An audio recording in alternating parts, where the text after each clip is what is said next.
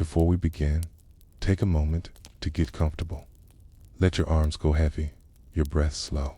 And as you listen, feel free to leave a comment sharing what time it is, where you are, and what city or village you're listening from. It's love to know. And if you'd like more quiet stories like this one, don't forget to subscribe so they gently appear when you need them most. Now, let's begin. The coastal city of Ugarit once hummed with an order that felt eternal. You can imagine it now. The slow creak of wooden carts on sun-baked roads, the murmur of scribes at clay benches, the faint scent of olive oil in dusty storerooms, the sharp, metallic ring of bronze being polished under open canopies. Traders whispered in Akkadian, diplomats switched tongues between Egyptian and Hittite, and priests spoke to the gods in the thick, sacred syllables of Ugaritic. It was a city built not just of stone and clay but of messages, because in Ugarit, nothing was too dull to be recorded. Every grain count, every goat loan, every shipment manifest. The scribes worked tirelessly, impressing their reeds into soft clay, their tablets drying in rows like loaves on a baker's table. They documented debts and dowries, court cases and contracts, prayers and curses, dreams and taxes. It is this boring efficiency that makes what happened so strange, because the end came not with fire first, but with silence. Somewhere between 1190 and 1180 BCE, the messages simply ... stopped. One morning, clay tablets were still being written. They were still soft, still drying. The scribes were mid-sentence, in some cases mid-thought, mid-number. Then, suddenly, in the most literal way, the records go blank, and the final archive we have from Ugarit was never baked. This was not unusual.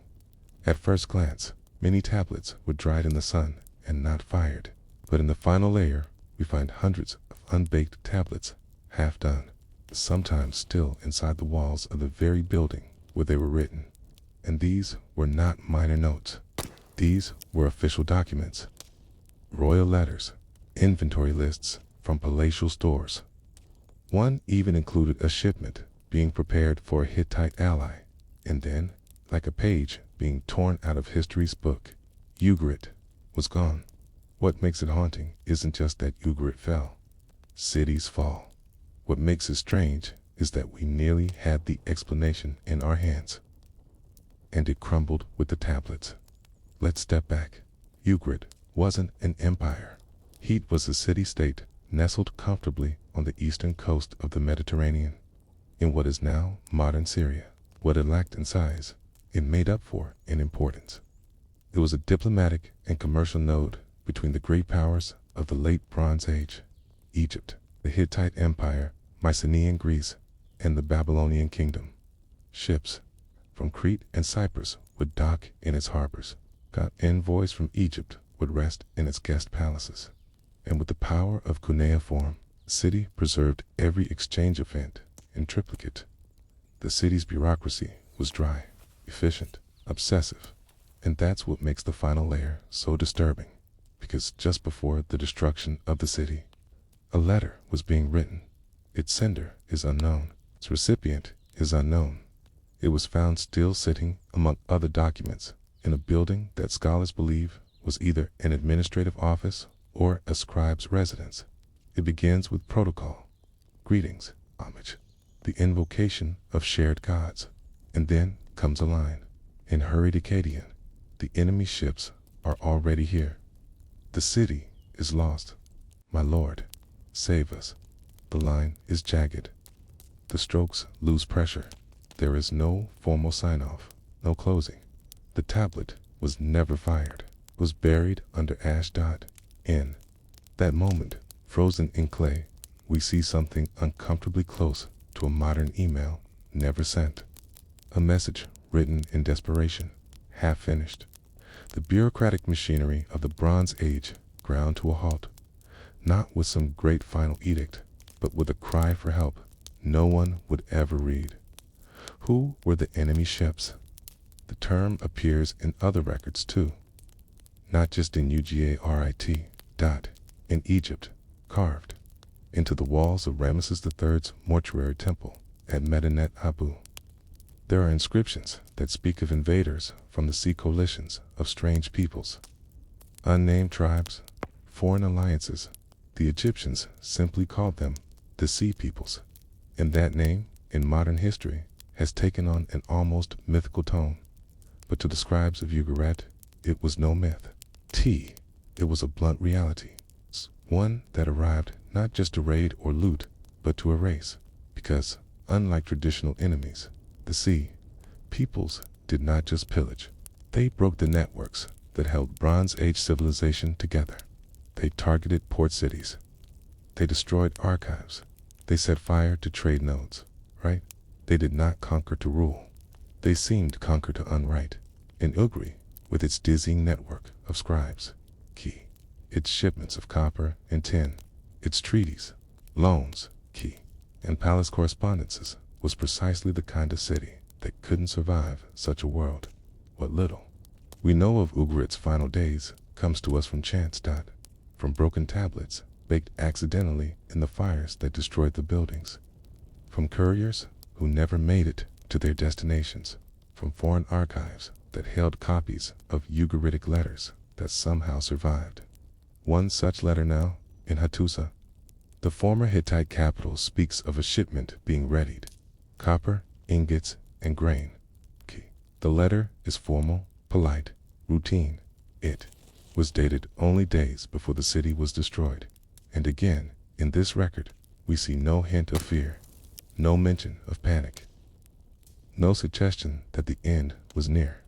It was, in every way, business as usual, and that is perhaps the most terrifying part. There was no slow decline, no sieges drawn out over years, no economic ruin. There was simply a day when the tablets stopped being written.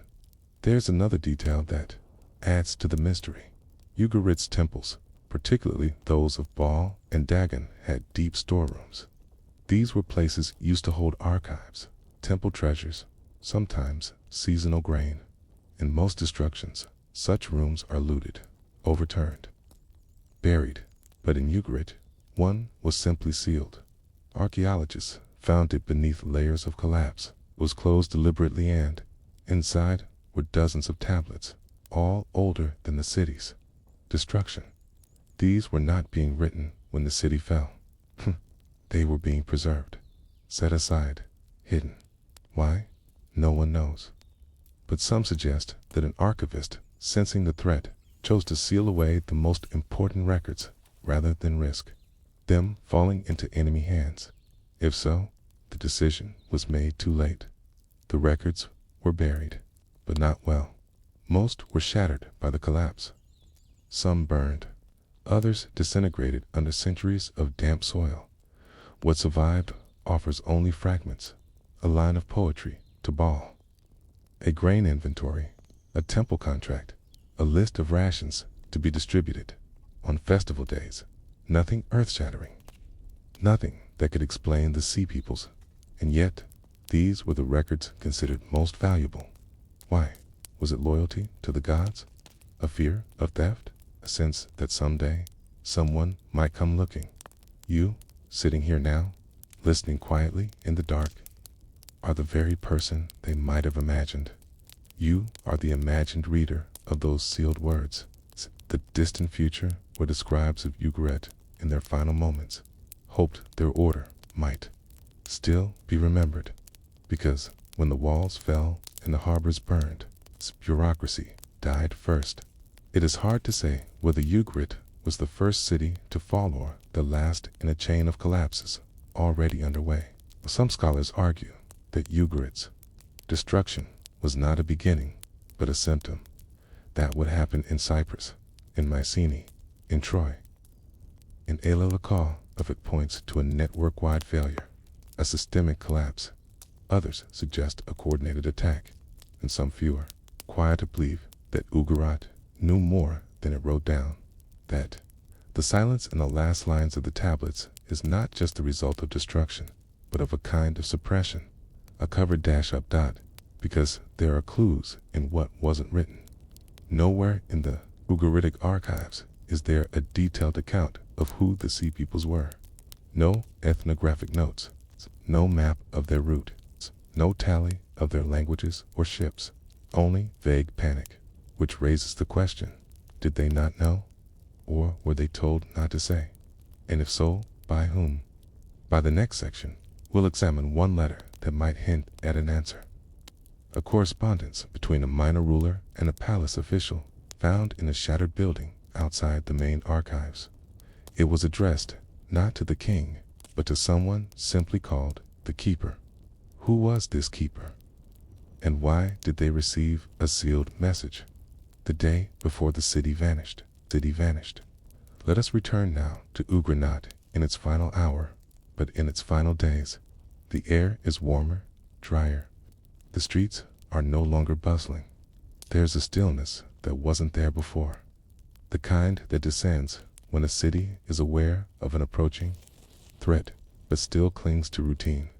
Markets open late, patrols double at the harbor. The palace sends runners more frequently, but nothing is declared aloud. People suspect, but they don't know. And into this fog of uncertainty comes a letter. Not inscribed on royal stationery, not copied for the archives. It's just a small clay tablet, barely palm-sized, wrapped once in linen, sealed with a simple emblem, a circle with 6 strokes fanning outward. It is not addressed to the king. It is not addressed to a known priest or administrator. It is addressed only to the keeper. That word appears nowhere else in the Ugaritic corpus as a title. Not in trade documents, not in temple records, not even in palace decrees. Atias, either an honorific or something more secret. And the letter reads, translated into English, to the keeper of the storehouse of the unseen. Word has come from the coastlands. The waves bring not fish, but flame. The watchers at Byblos are already gone. Do not wait for the crows to land. Bury what you must. Seal what you can. If they speak in the old tongue, do not answer. They carry offerings. Do not touch them. They do not bring tribute. They bring silence. It is unsigned. The script is rushed, uneven. The language Ugaritic has a formal quality to it, as if it had been memorized from older texts or prayers. And then, at the bottom of the tablet, there is a small glyph not found in any Ugaritic lexicon. A triangle, nested inside a square, surrounded by dots. Some scholars suggest it was a family emblem, others a cipher, but none have found it elsewhere. The tablet was discovered in the outer quarter of Ugarit, in a partially collapsed building, believed to have once housed either minor scribes or storage clerks. It was found not in a sealed container, but buried under a collapsed shelf of scrolls and jars, not placed forgotten, and yet survived. This is the only letter addressed to the keeper, and its contents are unlike anything else from the era. Let's look more closely. Word has come from the coastlands. The coastlands here likely refer to cities such as Byblos and Sidon. Important trading hubs also destroyed around the same time as Ugrit. No full records exist from their final days, but Egyptian texts later describe the northern ports, consumed in one moon. The waves bring not fish, but flame. Poetic line, perhaps, but one that recurs in later oral traditions among Levantine coastal communities. A description of ships that arrive not to trade, but to burn. If they speak in the old tongue, do not answer. This line is particularly strange. What was the old tongue? Could it have been a reference to an earlier dialect? Coded warning about infiltrators? Or perhaps it was metaphorically an allusion to ancient tricks or rituals once familiar, now twisted. There is no answer, only this fragment of a warning. But who was the keeper? One theory suggests this person was not a religious figure, but an archivist, someone entrusted with preserving materials that did not belong in the public record's ritual texts. Prophetic writings. ancestral formulas, or even counter-narratives to official decrees. And there's precedent for such figures. In Mesopotamia, scribes, known as Zadamu, were responsible not only for temple inventories, but for secret archive scrolls and tablets not displayed, but protected. In Egypt, there were masters of secrets, scribes, who guarded the knowledge of the afterlife, astronomy, and ritual formulae. So perhaps Ugarit too had its keeper. But this only deepens the mystery. If someone warned the keeper, what was it they hoped would be hidden? And more hauntingly was it? Because in 1958, near the same quarter where the letter was found, archaeologists unearthed a collapsed room beneath what appeared to be a wine cellar. It was strange for a few reasons. First, it was entirely sealed in clay brick, unlike the stone and mortar typical of Ugaritic construction. Second, contained no jars, no grain, no tools, only a few charred fragments of parchment, too damaged to read, a pile of shattered tablets, and a small bronze idol of a god no Ugaritic inscription had ever referenced before. The god had no nameplate, accompanying text. It was humanoid, with two elongated arms crossed over its chest, and a crown shaped, not like the sun or crescent, but like waves curling inward. Some said it resembled early depictions of Canaanite deities. Others insisted it was foreign, and beside it, buried half into the floor, was a burnt wooden box, cracked open and empty. Was this the storehouse of the unseen? Was this what the keeper had been told to bury? We do not know. But from that ruin, no tablets survived intact, and this pattern repeats in city after city destroyed in the late Bronze Age collapse. Ugarit, Alalak, Emar, Troy. There are layers of charred archives, tablets baked by accident, in rooms where documentation simply vanishes, as if someone had tried to wipe the chalkboard of history. This makes the surviving fragments all the more precious. In one of them, found not in Ugarit, but in the archives of Hattusa, sheds a dim light on the possible scope of this silence. It is a Hittite court report, dated just before the fall of Ugarit, describing a dispute between a merchant guild and a group of foreign traders. The foreigners, it says, refused to give their origin. They claimed no city, no king, no allegiance. They came, it said, from where the wind rises. And when pressed, they presented tribute not in goods, but in knowledge. Scrolls, maps, a strange coin, a broken spearhead made of a tin copper blend, unknown to the Hittite, Metalurgis. T.S. They asked not for trade, but for silence. And then, within 2 months, 3 coastal cities, aligned with the Hittites, were burned. Were these the Sea Peoples?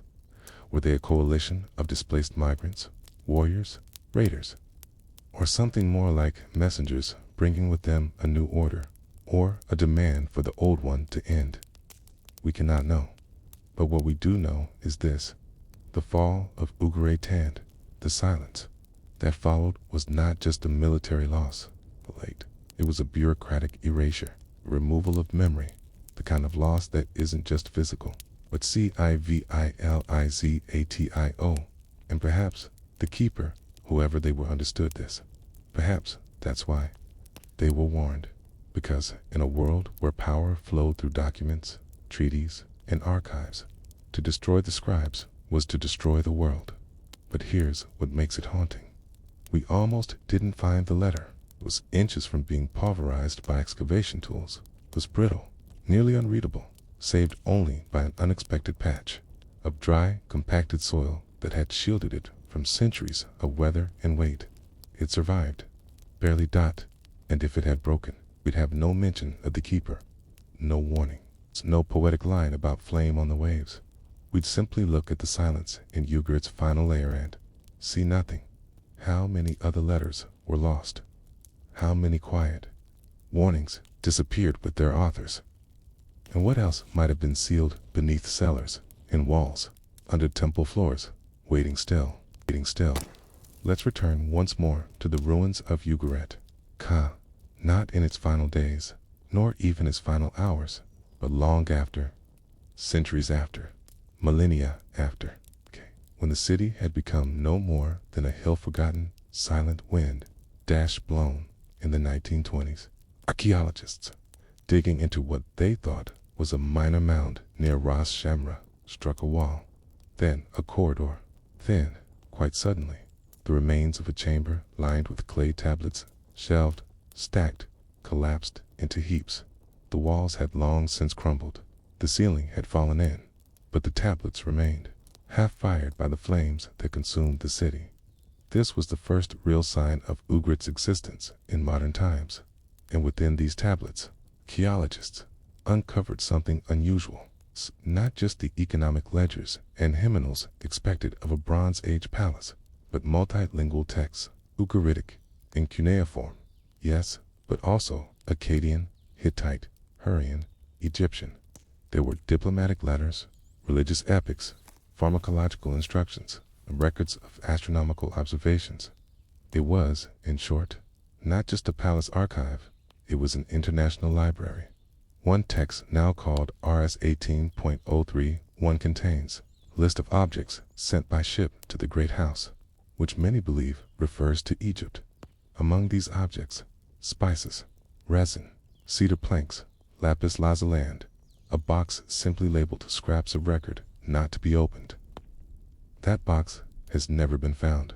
But what is remarkable is that the people of Ugarit were preserving records in multiple languages, some of which were not native to them.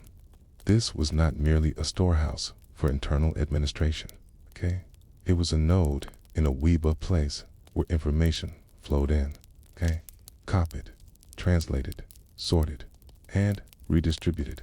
Think about that. In an age when the fastest message traveled on horseback, this city had created a physical space to absorb the knowledge of an entire region. So why wasn't it protected? Why was this archive not hidden deeper? Why did the scribes not flee with the most precious documents? Some say they tried. Evidence comes from an unlikely source: the orientation of the tablets in several rooms. Tablets were found gathered near doorways, not shelved, but stacked, as if someone had tried to gather them, perhaps to flee, perhaps to hide.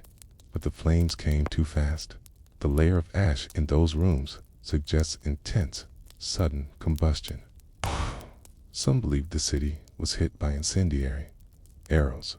Others suspect it was sacked from within. Fires set by infiltrators. But one thing is clear: no attempt was made to defend the archive. There were no weapons, no barricades, only documents, half buried, half burned. The historian Claude Scheffer, one of the first to excavate Ugarit, described it like this: "It is as though the scribes were caught mid-breath, their styluses still wet." The fire came not as siege, but as erasure. One moment, a city of knowledge. The next, silence. And yet even in silence, some clues remain. Let's look at one. Tablet RS 19.148 is a damaged fragment. Written in Ugaritic, but using phrases borrowed from Hittite prayers. It appears to be a kind of lament. The ships are not ours. The gods do not answer. The streets are dust, and the tongues are many. We do not know their king. We do not know their God. But they know our names. Who is they? The sea peoples? Perhaps, but let's pause here to remember that sea peoples is a modern label. In ancient texts, they are referred to in various ways: the Shurden, the Shekelesh, the Peleset, the Denayan. Some came from islands, others from coasts, others still from unknown lands. They are described not as a single army, but as a phenomena, rising tide of unfamiliar people who moved not as soldiers alone, but with families, oxen, wagons, migrants, raiders, refugees, or all three at once. One inscription from Medinet Habu, carved under the reign of Pharaoh Ramses III, describes them. This way, no land could stand before their arms. They came from the sea in warships. Okay, they laid waste to the lands. Their hearts were not full with gold, nor did they seek to trade. They desired only dominion. But dominion over what? In city after city that they reached. It was not just the palaces that burned, it was the archives, the administrative centers, the scribal schools, the temples with libraries beneath them. They didn't raise towns for glory. They dismantled the ability to remember. And so, it's a great mystery of the late Bronze Age collapse is not only who the sea peoples were, but why their arrival coincided with the unraveling of the region's memory systems. There is no master list of their conquests, but there are senses, cities where the writing system simply vanishes, languages no longer taught, calendars broken, contracts, ENRECOVERABLE, to historians. Okay? This is not merely military destruction, it's cognitive collapse. So what does this mean for Ugrat? It means the burning of its tablets may not have been incidental. It may have been intentional act, not just of conquest, but of historical cleansing. And in that context, the letter to the keeper, the one warning about silence, about the old tongue, about sealing what must be hidden takes on new weight. Was someone inside the city aware of what was coming? Was there a plan to preserve something? 'Cause among all the ruins, there's one item that never quite fits. In 1992, an excavation in a lower courtyard unearthed a sealed clay jar. Inside were 6 small tablets bound with string, each less than 3 inches wide. They weren't formal records. They weren't hymns or contracts. They were riddles, each written in poetic Ugaritic, each referring to winds, fire, ships, or silence. Some mention the wave without name, or the mouth that speaks with no tongue. One reads, "He brings no banner. He sends no herald. He speaks your name before you give it. He offers no coin, only questions. He is from the place your maps do not name." Another says, "Do not ask him where he sails from. He will say, 'Here.' Do not tell him your city's name. He will say, 'It is mine now.'" These tablets are enigmatic.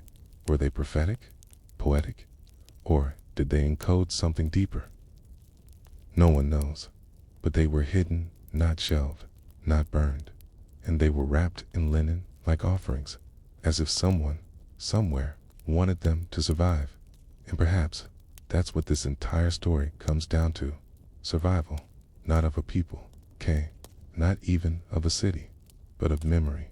Ugarit fell, its walls crumbled, its language vanished, its alliances disintegrated, but through a few broken tablets, buried letters, half-burnt riddles, we remember it, and in that memory, however dim, it lives, which raises a quiet question, one the ruins themselves seem to whisper. If so much was lost, what else have we never found or found? The wind over Katna feels dry, even today. It rushes across broken walls and sun-bleached stones, skipping over crumbled thresholds, as if still uncertain whether to enter. The ruins lie quiet not because time has forgotten them, but because they were already silent long before time passed them by. This was a city once full of traffic, a node of diplomacy in the heart of the ancient Near East, a city-state nestled between the Hittite Empire and the Kingdom of Mitanni, trading in obsidian, gold, and lapis lazuli. Katna was no backwater. It had chariots, cedar doors, columned halls, and a palace so enormous it took nearly a decade for archaeologists to map it. But there was one problem. The palace had no obvious entrance. It wasn't until 1999 that a small team of German and Syrian archaeologists, digging along a stone platform on the north side of the mound, discovered a set of sealed doors, not bricked, not collapsed, but meticulously shut and buried behind them, a corridor angled down into the earth. 22 steps, think a turn, then a vast subterranean chamber lined with over 2,000 jars and vessels. Untouched, unlooted, silent, no signs of violence, no skeletons, no collapsed beams or scorched ceilings, everything in its place. And yet, something was off. There were no records, not a single tablet, no inscriptions, no list of offerings, no royal seals, just perfect stillness, a tomb without a corpse, a vault without a label. Why would a civilization build an underground treasury and then never write down what was inside it? Let's pause here, because this isn't a story of looting, conquest, or even decay. It's a story of deliberate forgetting, and it begins not with what was found, but what was missing. When archaeologists examined the contents of the chamber, they noticed something strange. Many of the vessels were designed for long-term storage, sealed amphory oil jars, grain pots, but their contents were inconsistent. Some were filled with unprocessed resin, others held soil, a few contained nothing but sand, and then, among them, 22 small jars arranged in a perfect circle, each with a lid, wrapped in linen, each completely empty. This arrangement mirrored a ritual described in other Levantan cities' offerings to those whose names are not spoken. But who were these unnamed figures? Or were they honored with emptiness? Some historians believe Katna was facing a crisis in its final century. Ada remained diplomatically agile, shifting alliances between the Hittites, Mitanni, and Egyptians. But such neutrality can only last so long. A clay letter found in another Cediolach mentions Katna with a cryptic note. They keep no tablets. They serve no master. Their halls are full, but their mouths are shut. This would make sense if Katna had chosen silence as a form of survival in a time when every alliance could become a liability. Perhaps not keeping records was the safest choice. But how do you run a kingdom without documentation? This brings us to a theory once dismissed as fantasy, but now cautiously reconsidered: the oral palace. Imagine a royal court where scribes memorized trade agreements, where priests pass down rituals verbally, where maps are taught by walking routes, where a decision once made is stored only in memory. In such a system, archives are liabilities. Paper trails invite enemies, so when to see. Peoples began pressing inland, striking cities from the coast inward. Katna may have done something almost unthinkable. They may have pre-erased themselves. Consider this: near the underground chamber, in what was once a side hall, archaeologists found a stone basin half filled with crushed ceramic shards. At first, they assumed it was refuse. But then they noticed the edges were smooth, not shattered by force, but ground down by friction. Deliberate grinding. Among the shards were traces of ink and wax, possibly remnants of tablet covers or seals. Someone had destroyed their own records, not hastily, not under siege, but methodically, piece by piece. Why? Because in the late Bronze Age, name on the wrong document could mean death. If Katna had played both sides straighting with both Hatti and Egypt, for example, a shift in power could turn old friends into accusations. Better than keep no names at all. And this is what makes the palace that never opened so remarkable. It wasn't hidden because of looters. It wasn't lost by accident. It was closed on purpose, sealed, buried, forgotten by design, but not entirely, because in a small niche behind the last stair, archaeologists found a pebble, just one smooth oval, inscribed with a single symbol, A, looping shape like a wave within a circle.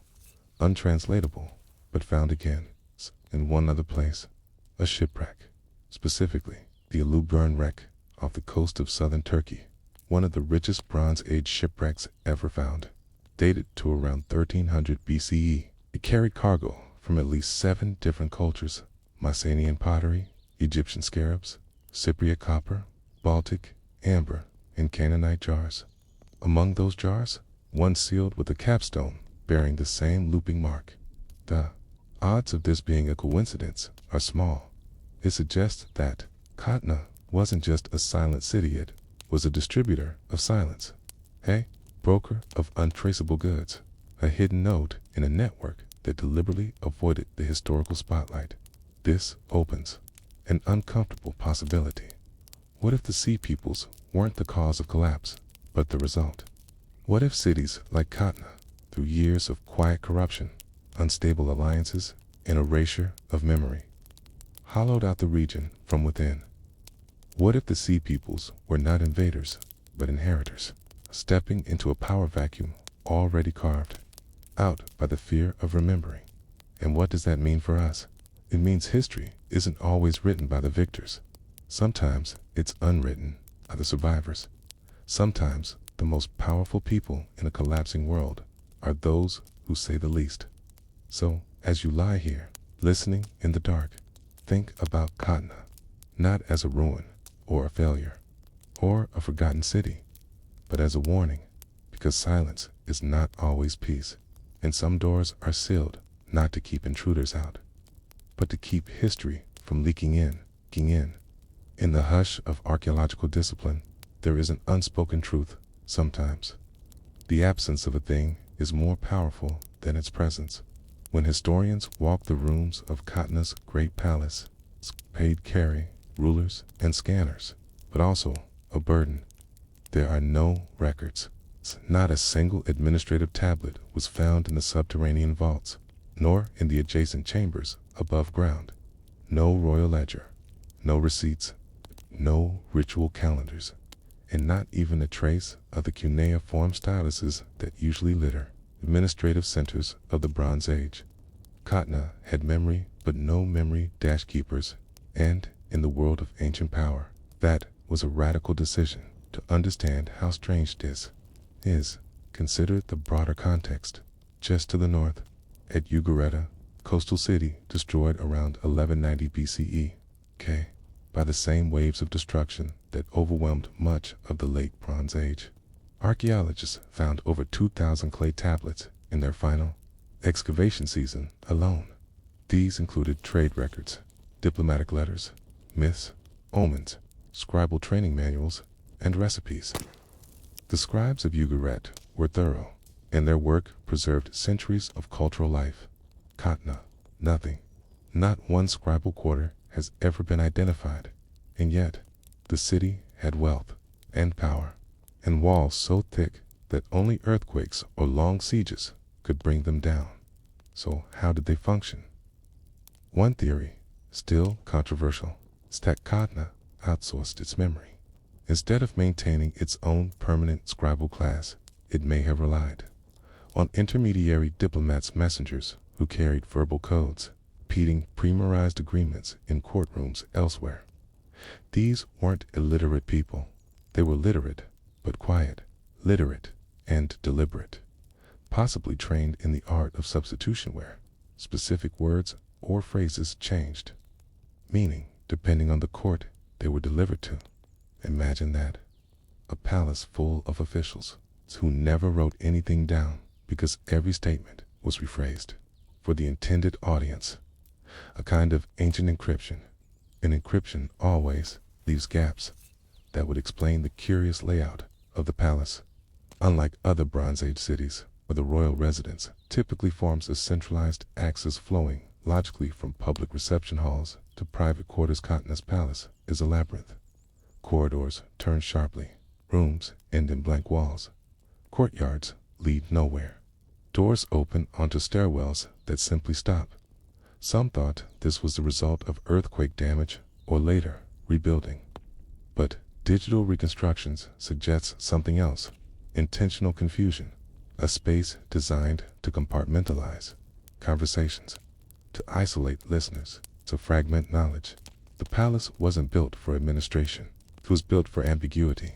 Even the treasury room, lined with ivory, silver, and gold, contained few identifying marks.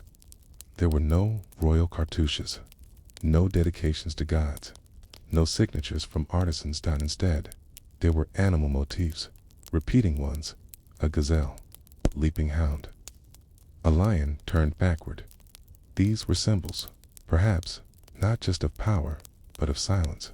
In Mesopotamian traditions, animals often stood in for deities or people whose names couldn't be uttered in public contexts. It's possible Katna used similar visual metaphors, meaning one object might have carried multiple meanings depending on who viewed it. Even a jar might not be just a jar. Take, for example, the series of vessels discovered in the palace's southern cellar. Each was made from the same clay, fired at the same temperature, and shaped by the same artisan's hand. But when researchers ran residue analysis on their interiors, they found no common purpose. One had olive oil, another beeswax, another had been scrubbed entirely clean before storage. Why would identical vessels carry unrelated contents? Because they weren't meant to carry. They were meant to symbolize carrying, like decoys, or like metaphors in a language we no longer speak. All of this, taken together, points to a larger question. Why did Katna choose opacity? The answer, perhaps, lies in fear. At the time of Katna's final flourishing, roughly 1352-1270 BC, the ancient world was becoming dangerously interconnected. Trade routes were no longer local. They spanned continents. Spies traveled in caravans. Treaties were copied and recopied in enemy courts. To survive in such a world, Katna may have adapted, not through strength or alliance, but through inscrutality, by becoming unreadable, a black box in a world that craved legibility. This approach seems to have worked. Katna endured while other cities fell. It continued to receive luxury goods, Egyptian amulets, Cypriot copper, Anatolian timber. Its population grew. Its artisans flourished. And yet, it remained a shadow.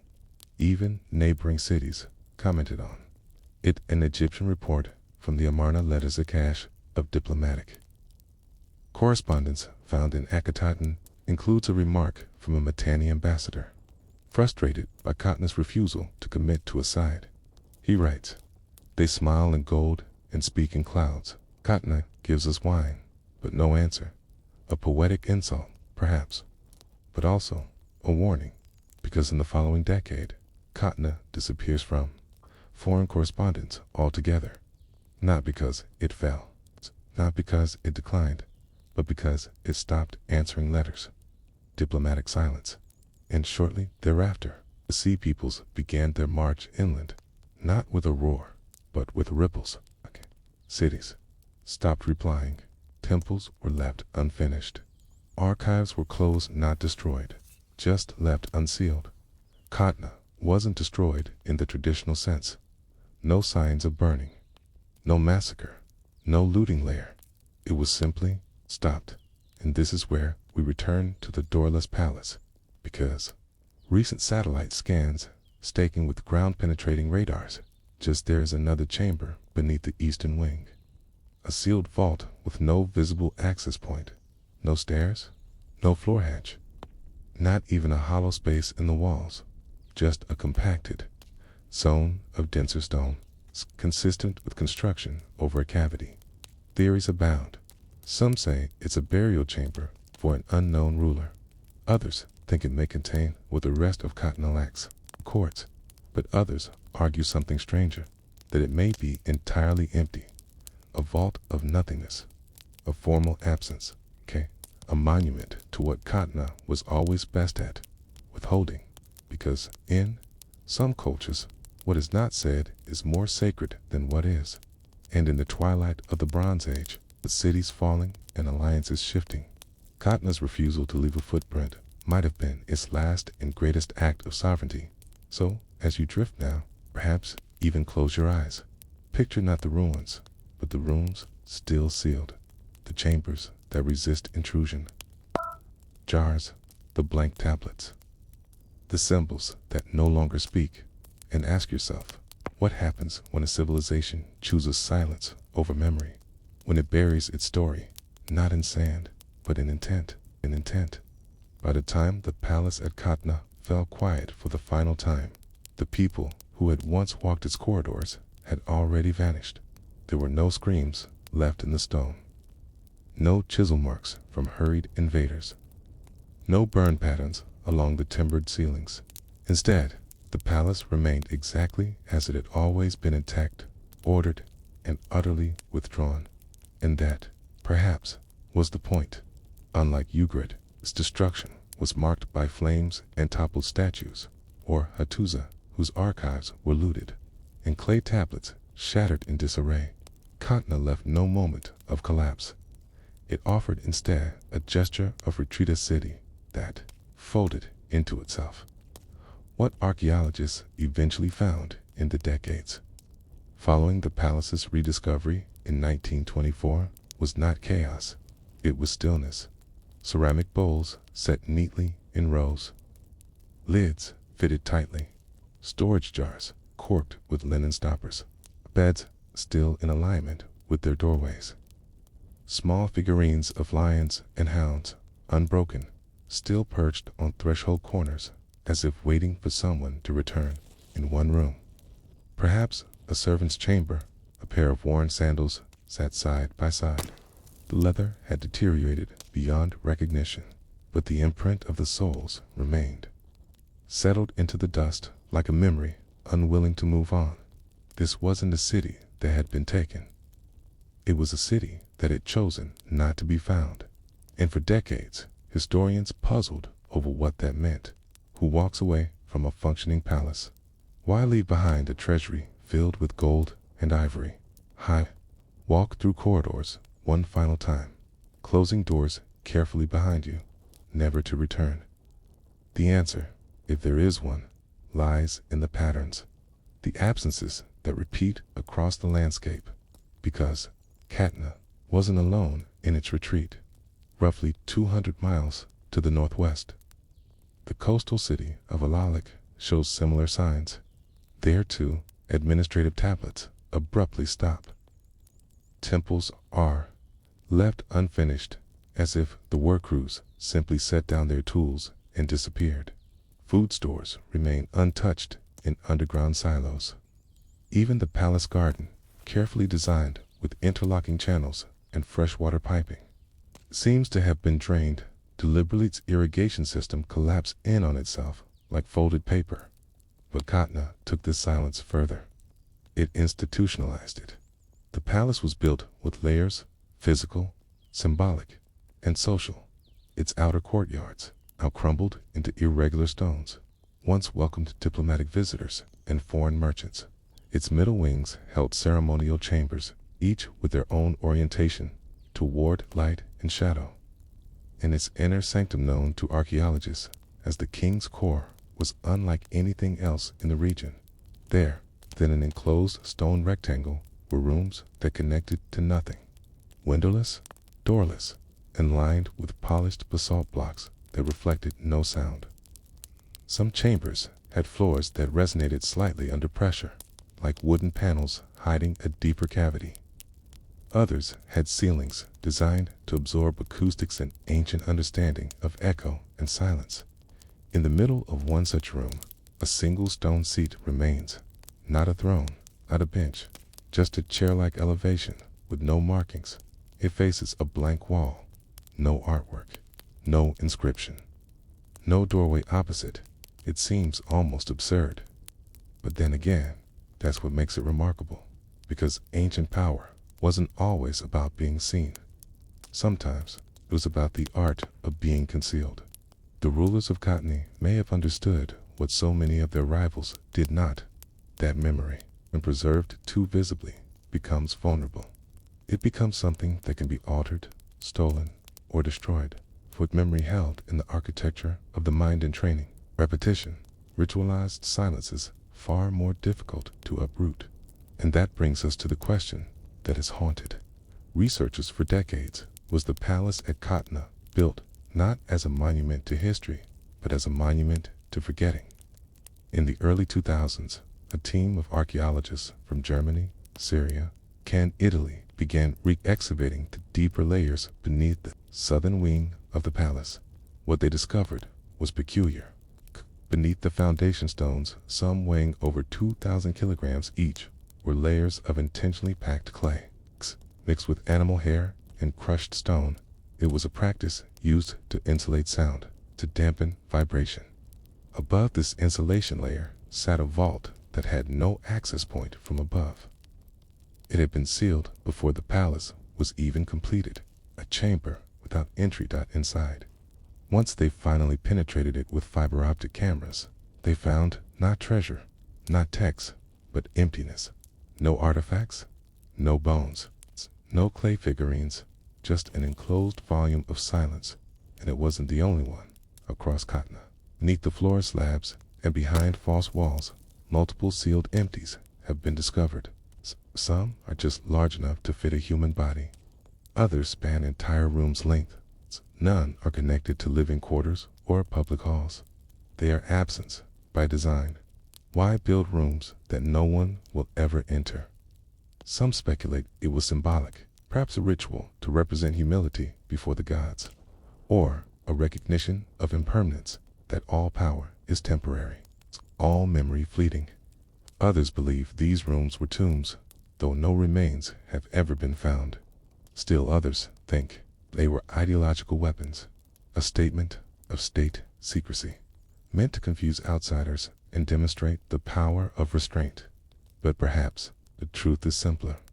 Perhaps Katna understood the value of leaving things unsaid. It reminds us that history is not just a record of what happened, but also of what was deliberately hidden, sealed, or never written down. And in that silence, we are left to ask the most human of questions. What was so important that it had to be forgotten? Katna fell not with fire, but with quiet choices. The slow withdrawal from correspondence is a careful sealing of passageways, the intentional erasure of ledgers. It was not a collapse. It was a decision. And when the sea peoples surged through the eastern Mediterranean impending kingdoms, torching archives and displacing cities, Katna was already gone in the only way that mattered. It had buried itself, and in doing so, it left behind a final whisper for those of us who try to read the past, that not every palace is meant to be remembered. Not every city cries out when it dies. Some slip into the soil like a breath in winter, soft, brief, gone. And so, as you lie back now, the weight of this quiet history resting gently on your mind, imagine that palace not crumbling but whole, locked not by force but by choice, a chamber with no door, a treasury with no guards, a city that said, "We were here," and then chose not to be. Ask yourself, if a people choose silence over glory, is it still a kind of victory? In the far eastern edge of the Bronze Age world, where the cliffs of western Anatolia fell toward the sea like folded parchment, there stood a port city whose name was already fading even as it thrived, known in fragments of surviving correspondence as Walusa's Richa. Coastal arm of a greater inland kingdom, was not a city famed for warriors, palaces, or divine lineages. It was a logistics town, a harbor of grain and timber, copper, and livestock. It was built to serve, not to shine, and yet it burned long before the sea peoples arrived in force, long before the diplomatic embassies stopped crossing the Aegean, while Lucis Reach had already vanished from the ledgers of empire, not because it was forgotten, but because there was nothing left to remember. Its disappearance would not make the myths. No epics were written of its fall, but there, along the broken pottery shards pulled from its shoreline, is the hint of a more ordinary mystery, one born not of legend, but of logistics. The city was always small, 3 streets wide at its narrowest point. A port built more of timber than of stone. Ships moored on sandbanks and low platforms, lashed to poles with leather cords instead of iron rings. The local archives, if they ever existed, would have been stored in a tour-room structure made of plastered clay and crushed limestone, now entirely eroded into dust. Yet, for nearly 300 years, Walusa's Reach served as a key node in the eastern Mediterranean's great engine of trade. It wasn't glamorous, it didn't need to be. Cargo moved through the port the way grain moved through a hopper, steady, silent, and constant. Copper from Cyprus, olives from Crete, and wool, dyed in Anatolian purple, flowed in. Amphorae of fish oil, barley, and flax flowed out. There were no kings here, only accountants, and, for a long time, that was enough. The port's rhythms were shaped not by conquest or ritual, but by the tides. At dawn, longshoremen with tanned skin and wrapped heads would arrive before the sun reached over the inland ridge. They'd mark bundles with bitumen strokes, arrange cargo by weight, and argue in multiple languages over measurements. Most of them couldn't write, but they could tally. They knew how many ropes a cargo needed, how many amphorae could stack before the bottom one cracked, and how to read the wind from the way the gulls hovered just above the shoreline. Inside the grain warehouses, women sifted through millet and barley to check for rot. They'd scrape the edges of ceramic bins and watch for larvae. Rats were a known threat, but so were weevils. Both could eat through a year's profits in weeks. So these women worked with precision, not as servants, but as specialists. Some of them could detect a spoiled jar just by smell. It was an invisible economy of ordinary experts, and perhaps that's what made it vulnerable, because as the 12th century BCE crept closer, subtle cracks appeared, ones that no one had a name for yet. Not a disaster, not a war, just delays. A Cypriot ship failed to arrive on schedule. Cargo of 10 was half what had been paid for. The olive oil was cloudy, the copper too brittle. Grain yields shrank, and complaints from inland buyers arrived weeks late, scribbled in unfamiliar hands.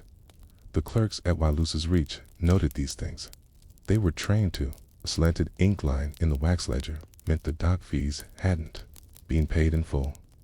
A faded seal meant the cargo had sat in the sun too long. They didn't panic. They adjusted. But over time, adjustments became the new normal. They used less rope, reused shipping tags, let the charcoal fires die out sooner. At night, they told the grain inspectors not to throw away entire barrels if only the top layer was spoiled. They didn't know it, but they were managing collapse the way people often do, not by recognizing it, but by adapting to it in increments, too small to notice. And then, one night, it ended, not with horns or ships on the horizon, not with a trumpet call or invasion force, but with fire. No one saw who led it. No one recorded the moment the blaze began. By the time the sun rose over the eastern ridge, Walusa's Reach was gone. Not plundered, just burned.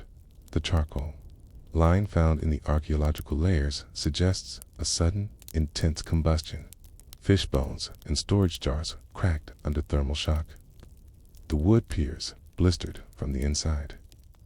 The wind carried the flames westward across the dry warehouse that held wool and fish oil, both flammable. Clay walls collapsed in silence. The city had no stone to resist with, and in that silence, a strange thing happened. No one rebuilt it. This, more than anything, puzzled historians. Other cities burned and were reoccupied. Other ports, though damaged, saw trade resume. But here, at Walusa's Reach, the site was abandoned within weeks. The road from the inland ridge stopped being used. The harbor silted up within a season. No new name was ever recorded for its replacement. It's as if no one wanted to remember. It died, and so the question lingered: what had this place done wrong? Modern historians, especially in the late 20th century, developed theories, not grand ones, but slow, steady, practical guesses. Perhaps the city wasn't profitable enough to rebuild. Perhaps its inland patrons had already withdrawn support. Perhaps it was simply more efficient to shift trade to a newer, deeper harbor to the south. But none of these explanations account for the absence of survivors. Where did they go? Where did the record keepers take their ledgers? Where did the women go who had spent decades inspecting grains. The answer, if there is one, lies not in the port itself, but in what wasn't shipped out of it. At least 10 large jars recovered from the seafloor contained evidence of a strange mixture: crushed fish bone, pine resin, and a dark blue powder once believed to be a pigment. Recent analysis has revealed this powder was not dye but arsenic, or ground to a fine dust. Why? Uncertain. Arsenic had long been used in bronze manufacturing to harden copper, but it's rare to find it mixed into food storage, amphorae, especially ones bound for Anatolian inland towns, where arsenic in water was already a concern. Was this an act of negligence? A mistake? Poorly trained loader mixing goods without understanding the danger? Or was it something else? A warning. One hypothesis rarely discussed outside niche academic journals suggests that Walusa's Reach had begun packaging its excess stockpiles of rejected goods and dangerous substances and selling them anyway, that it had become a kind of offloading center for tainted inventory, that the port had outlived its trust. If true, it wouldn't be the first time. Other late Bronze Age cities have shown evidence of this silent desperation. Cities that began cutting corners to maintain a trade system that was already cracking. And when such practices were discovered, they were not taken lightly. It's possible, then, that Walusa's Reach didn't burn by accident. It may have been erased, not by enemies, but by partners, silently, efficiently. At night, a ship could have arrived under flag of trade, talked without ceremony, and left within hours, leaving only fire behind, no resistance, no witnesses, no survivors to tell the story wrong. And so the port vanished, not because it was weak, but because it had learned to survive in ways that others found unforgivable. And yet, in the quiet layers of charcoal and broken ceramic, the memory persists. Someone once counted coins here. Someone once tested grain with the tip of her finger. Someone once stayed up too late in a ledger house, marking a cargo that would never arrive. And someone, long before us, lit a torch where no torch should have been. Why? That's the silence we now inherit. A silence that burns slowly like fish oil left too long in the dark. In the dark.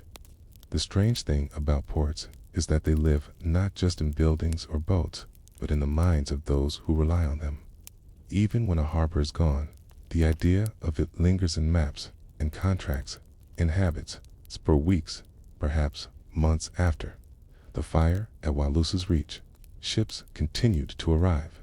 Some may have seen the smoke still curling from the blackened beams. Others likely found only silence, an empty shoreline where the water lapped at abandoned posts. But still, they came. One such vessel, as noted in a fragment of a letter discovered far inland, was a grain carrier from Ugarit. Its captain, a man identified only as Belishkin, wrote that the harbor had no men and no one to tally the loads. We anchored, but saw no light, Skew described, approaching a place where he expected order, only to find ash and silence. No one answered his greetings. No dockboy ran to meet them. The cargo they brought, mostly barley and salted fish, was never offloaded. Instead, Belishkin and his crew turned south, toward a deeper port that had once been a rival of Walusa's Reach. And with that, the redistribution began. It happened without ceremony. There were no announcements, no tablets proclaiming the closure of the city. But contracts changed hands. Merchants adjusted routes. What once was the heart of a coastal trade artery became a ghost on the shipping lanes. But inland, where people didn't see the ruins directly, the name Walusa's Reach persisted. Letters from Metuza continued to reference the port for months, even a year after its destruction. Orders were sent. Invoices were addressed there. And in the archives of a merchant family discovered near Kayseri, one finds a puzzled line in ink that reads, "The barley was to arrive at Walusa. It did not arrive. Where is Walusa?" The question remained unanswered in the record. In a different part of Anatolia, A scribe named Anatola noted in his grain log that an entire season's shipment from the coast was lost to delay. Though he did not specify why, he marked the column with a special symbol 2 dots above a broken line used to signal uncertainty due to no fault of the receiver. For bureaucrats like Anatola, Walusa's disappearance was not a tragedy. It was a logistical anomaly. Disruption in the expected pattern, and patterns, when broken, tend to send ripples outward. Suddenly, inland storage centers had too much grain and nowhere to send it. Inland customers received fewer goods. Credit agreements needed rewriting. And the scribes, those silent orchestrators of Bronze Age commerce, had to find new formulas. Some scholars believe this silent scramble may be part of the wider, systemic unraveling that preceded the late Bronze Age collapse. It wasn't just Walusa. It was dozens of ports, cities, and supply chains slowly grinding to a halt, not all at once, but in quiet succession. And yet, a mystery remains among the ruins of Walusa's Reach, buried beneath the edge of what would have been the Ledger House. Archaeologists recovered an odd object, a wooden box sealed with beeswax and wrapped in linen. Inside were 4 clay tablets, unbaked but still legible, thanks to the fire that carbonized them. The writing was not in Hittite or Luwian, or even Standard Akkadian. It was in a script, still poorly understood, a kind of coastal shorthand believed to have evolved among port scribes, who were not formally trained in the royal scribal schools. It combined numeric codes, trade glyphs, and what may have been phonetic cues. And while much remains undeciphered, one line stands out clearly, written near the bottom of the last tablet. This port is no longer honest. May the tide take what the flame does not. The phrase has been debated. Some say it's a cynical farewell from a departing clerk, aware that his trade house was complicit in fraud. Others argue it was a kind of ritual curse, of final appeal to the sea gods to wash away the corruption. Still others think it may have simply been a note to self-scribbled in haste, with no expectation that anyone would ever read it. But someone did, and 4 years after, merchants across the coast began referencing a saying, "Don't let your goods go the Walusa way." It became a warning, a proverb, a quiet accusation that somewhere, something had been rotten. That a portman too. Serve all had served itself too long, and paid for it in fire. But even this does not explain everything, for in the ruins of a neighboring city, one that was not destroyed, but rather mysteriously abandoned, archaeologists found a cargo tag bearing the same coastal shorthand as that of Walusa. Tag was attached to an amphora containing what was once believed to be wine. Further analysis revealed that the jug held something else entirely, a mix of animal fat, ash, and resin. Not toxic, not valuable, just wrong. Was it a mislabeling, scam, or had the tag been reapplied from another shipment, entirely an act of deception or confusion? Whatever the case, the trail was not isolated. 3 more tags matching the same shorthand clearly, Walusan, were found in shipwrecks off the coast of modern-day Turkey. In each case, the containers bore mismatched contents, brine instead of oil, sand instead of barley. Someone, it seems, had been recycling cargo, and not by accident. This introduces a more complicated possibility, that the destruction of Walusa's Reach was not simply retribution from angry traders, nor a sudden pirate attack, but an orchestrated cleansing, the kind that occurs when a port becomes a liability to the larger system. Imagine it, okay?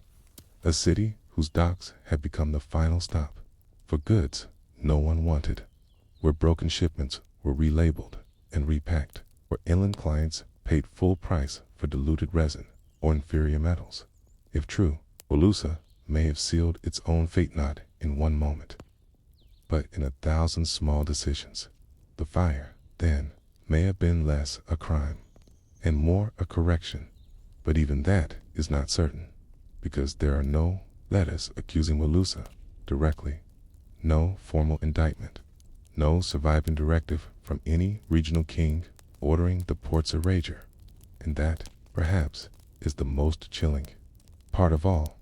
If Walusa was destroyed because it had lost the trust of its neighbors, then its death was not a political act.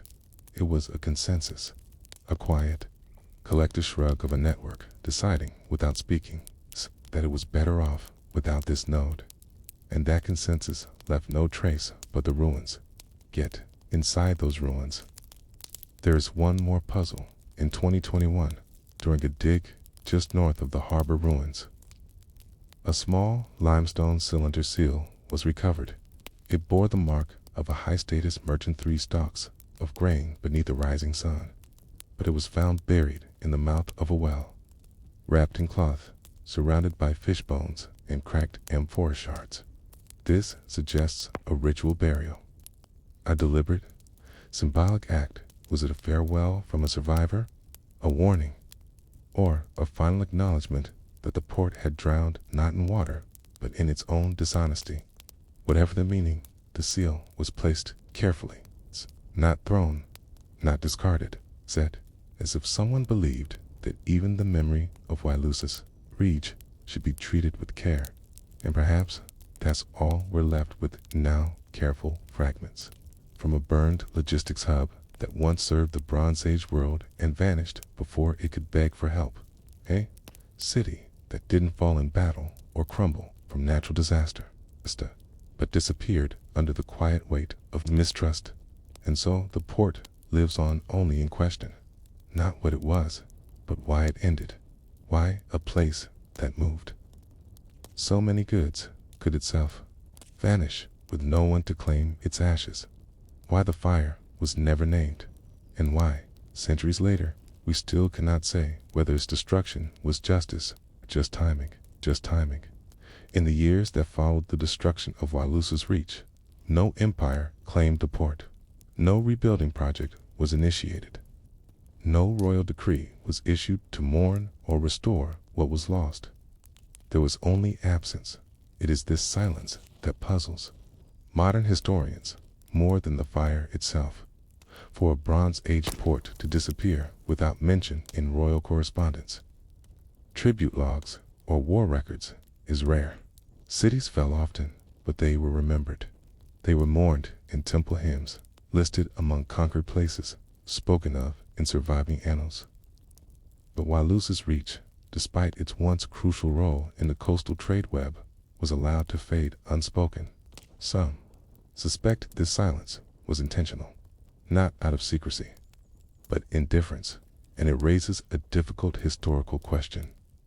What does it mean when a city is not remembered as a tragedy, but as a correction? Let us return, briefly, to the physical ruins. Excavations in the early 2000s uncovered burned layers fine, black sediment beneath collapsed stone walls, mixed with traces of charred textiles and pottery shards.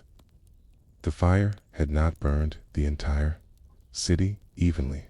Rather, it had swept in a directional pattern, suggesting that the blaze began at the docks and was carried inland by wind. Among the most well-preserved remains was a granarite's outer walls scorched, its contents burned to black husks. A single wooden door was found, steel hinged to the threshold, its top edge half-charred, the lower planks preserved where sand had buried them. Etched crudely into the door was a simple symbol, a half circle above 2 lines. This same symbol appears again on broken tablets, storage jars, and even on a piece of jewelry found among the rubble, a copper pendant worn thin from use.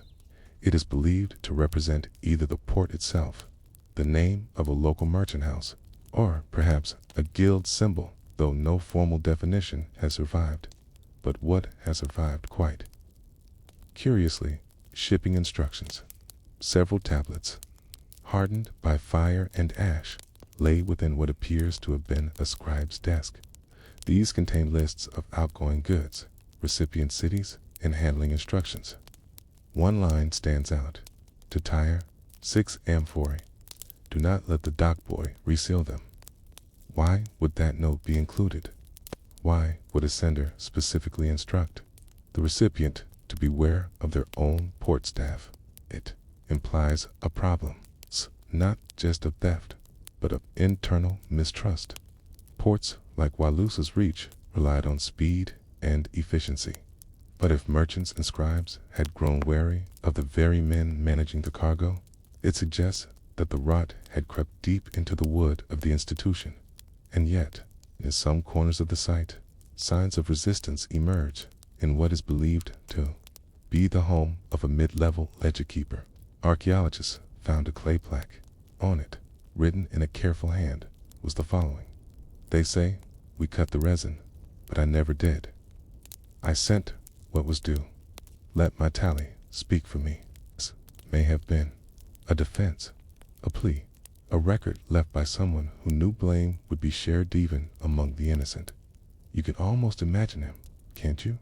A man who spent his life tracking barrels and counting grain, who lived not in grandeur, but among numbers, who wrote down every sack, every crate, every measure, and in the end, when fire claimed the city, he made sure to leave behind the one thing he trusted to speak for him, his ledger. But of course, history rarely preserves the full page. Only fragments remain.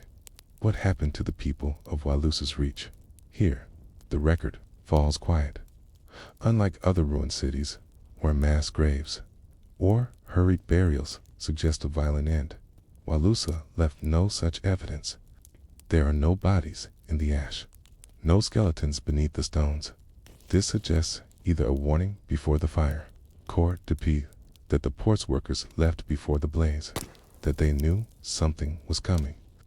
One theory suggests that Walusa was not destroyed in a single night, but rather systematically dismantled over weeks. A slow, deliberate abandonment in which officials removed valuables, families packed their goods, and only the buildings remained.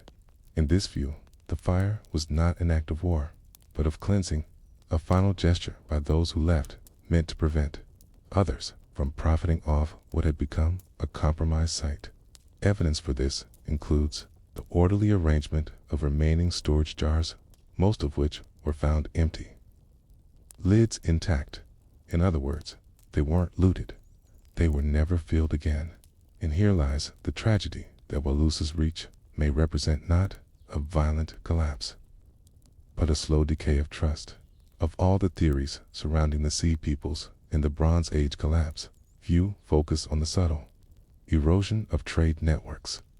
Most accounts speak of invasions, climate change, and seismic catastrophes.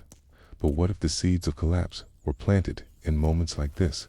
Port failing to protect its own standards, merchants looking elsewhere, and cities deciding quietly to cut ties.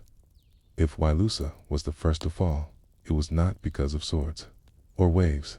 It was because it had stopped being useful. And so we return to that quiet, haunting phrase found on a scorched tablet. This port is no longer honest. It says so much with so little dot. There are no grand declarations, no calls to arms, just a verdict. Honesty had left, and when it did, the ships turned away. And that may be the most chilling part of all, because it reminds us how delicate these systems really are. Even today, the fall of a logistics hub can ripple outward. A single blocked canal, a delayed shipment of semiconductors, a port bottlenecked by labor disputes. The same mechanisms echo through time trust, accountability, reliability. Walusa's Reach failed not because it was poor or weak, but because it broke the invisible contract that holds trade together, and in return was not remembered. It was erased, not violently, but by inattention. A kind of historical GH was to know. No tombstones, no poems, just the absence of mention. Today, the site where Walusa stood is still being excavated. Much of it remains unexplored. Perhaps deeper in the sediment lies a letter, or a name, or a final declaration of intent. Perhaps one day we'll know who ordered the fire or whether anyone mourned its flames. But for now, All we have is the silence, the stillness of the coastal wind, the blackened stone, the granary door that no longer opens, and the shipping network that closed a loop and never opened it again. Sometimes history doesn't end with a bang. Sometimes it ends with a box of ledgers, sealed and left behind, in the quiet understanding that something had been lost, something that no empire could restore. Not because it was burned, but because no one wanted it back. Off the southern coast of modern-day Turkey, just beneath the gentle sway of Aegean tides, there lies a reef that sailors have long avoided, not because it's marked on maps, but because it isn't. The reef itself is unremarkable, a sloped shelf of coral and rock, with patches of seagrass and occasional shark shadows. But it was here, in 1984, that a sponge diver accidentally kicked a curve of bronze from beneath the sand. What he found was not sponge or shell, but part of an ancient anchor. Its arm was fused with marine growth, its socket encrusted with centuries of lime. Still, the curvature was too precise to be natural, and too large to belong to a local boat. Word of the discovery reached Turkish archaeologists within weeks, and by 1986, a full underwater excavation had begun. What they found was a shipwreck, but not just any wreck, a vessel whose construction style, cargo, and most bafflingly identity defied classification. There was no nameplate, no markings on the timber beams, no iconography on the hull, perhaps most unusual of all, no matching blueprint in any surviving ancient shipbuilding records from Egypt, the Levant, Mycenae, or Anatolia. It was, in every way, a ship that wasn't supposed to exist. To understand why this was so strange, you must first understand the importance of identity in Bronze Age maritime culture. Ships were not just tools. They were emissaries. Whether they bore the falcon wings of Egypt's merchants, the horned seals of Minoan Crete, or the painted eyes of Phoenicia, each vessel declared itself like a scroll unfurled on the sea. To sail without a mark was to invite suspicion. To carry cargo anonymously was, in some city-states, considered an act of war. So how did this ship, with no visible signature sail such dangerous waters? And what had it been carrying? Let's return to the wreck. Over the course of 3 excavation seasons, divers recovered more than 200 amphorae, many of them still sealed. Inside, olive oil, resin, dried fish, and exotic spices cinnamon, black cumin, and something resembling dried turmeric. But these spices, curiously, were not native to the Levant. Chemical analysis would later suggest some came from as far east as modern-day Iran or India, transported by land and sea to reach this ship. This alone was curious but not unthinkable. Long-distance trade did exist in the Bronze Age, yet most traders passing such goods through Anatolia would be Persian, Syrian, or Egyptian, and each of those civilizations had highly specific markers, inscriptions, tally tablets, and often royal seals. This ship had none, nor did its cargo carry stamped jar next come in official trade. No pottery bore the stamp of royal approval. No seal impressions were found in the wreck. This led some historians to wonder, was this smuggled cargo? Was this vessel a rogue operation? Or worse, was it sanctioned, but not by any empire we've recorded?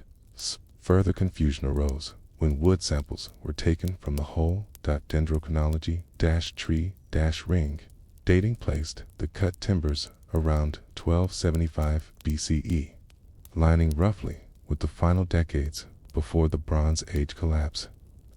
But the wood itself came from 3 distinct regions. The ribs were oak from the Balkans. The planks were cedar from Lebanon. The decking was elm, likely Anatolian. Why would a single ship be built from 3 ecological zones? The answer, again, didn't align with known shipyards. Most naval construction centers had preferred wood sources. Minoan builders used cypress. The Egyptians favored acacia and tamarisk. Mycenaeans loved their fur. But this ship was a composita, stitched together amalgam, not only of materials, but perhaps of crews, cultures, traditions. Then came the biggest surprise of all. Inside the cargo hold, tucked between amphorae and bundles of copper ingots, divers discovered a set of human remains. Only partial bones, no skulls, no hands, just a rib cage, a femur, and fragments of spine. But even these were a rarity. Most Bronze Age shipwrecks leave no trace of their crews. Bodies are washed away or picked clean by sea life. But what startled researchers was not just the presence of the bones, but what lay next to them, a bundle of linen-wrapped scrolls. By some miracle of ocean chemistry, the scrolls had partially survived, not readable, not intact, but distinct enough to reveal the presence of writing.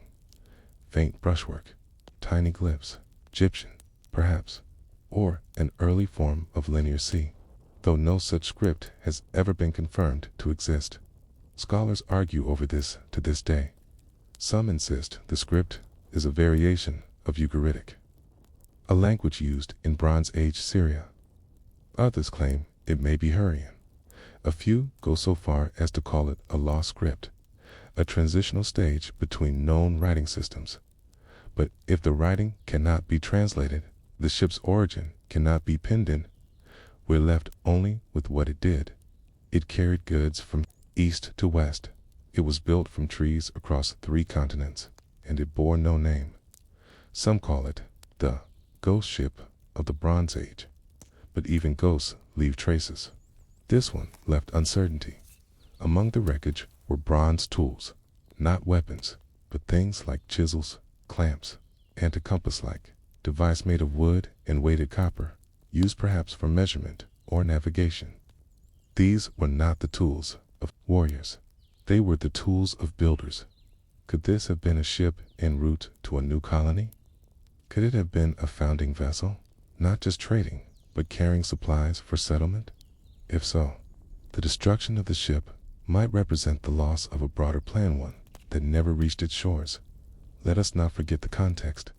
The late 13th century, BCE, was a time of deep unrest. Across the Mediterranean, palaces were falling. Climate disruptions were worsening.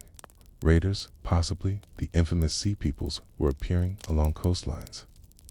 With unknown motives and unknown origins, the sea was no longer safe.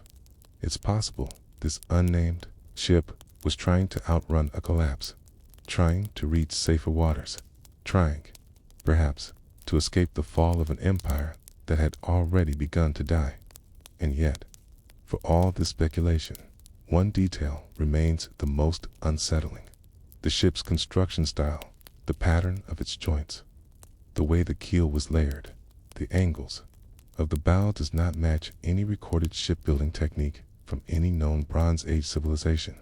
Not Mycenaean, not Hittite, not Egyptian. Some techniques echo Phoenician construction, but by several centuries too early. This has led to one last theory.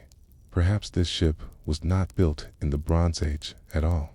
Perhaps it was rebuilt, reclaimed wood, retrofitted. Hulls, older techniques repurposed by later hands. Or perhaps we're missing a piece of the map. Perhaps in the twilight of that collapsing world, there was one more player, a group with no city walls, no temple complexes, no clay tablets, seafaring people who existed only between ports, who built their lives into ships, who left no ruins on land, only the outline of a vessel buried in the reef.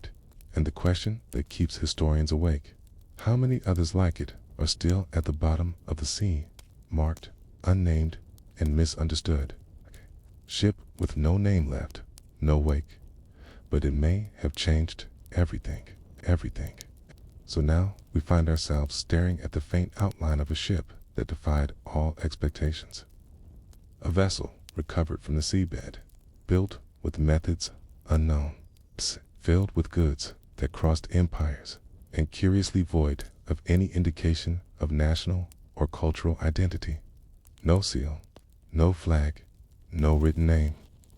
A ship that should not have existed, quietly rotting beneath the waves for over 3,000 years. But if the ocean floor holds the ghost of a mystery, it is on land that the silence becomes louder. When the ship was discovered in the 1980s, archaeologists didn't just study its timber and cargo. They scoured historical texts, coal decrees, and coastal inventories from the late Bronze Age. They wanted to match the cargo manifest to find a record of a missing vessel, some kind of acknowledgement in any administrative archive that a ship carrying this combination of goods went missing at sea. None were found. To appreciate how strange this is, consider that many Bronze Age ports kept detailed lists of all ships that came and went, especially those with high-value cargo. Ugrit, for example, had scribes who recorded shipments of timber, lapis, lazuli, barley, beer, copper, and linen with remarkable precision, what came in, what went out, and who received it. Their clay tablets have survived even the fire that destroyed the city, but not one of them mentions a ship bearing cargo like that found on the wreck. No mention of turmeric, no bulk shipment of cinnamon, no curious blend of Balkan oak and Levantan cedar, no unmarked vessel carrying Eastern spices and bronze tools, and this led some to ask a deeper question. Was the ship simply never expected to arrive? Was it part of a trade system outside the conventional record? Or had its journey been deliberately hidden? Let's look more closely at what was recovered.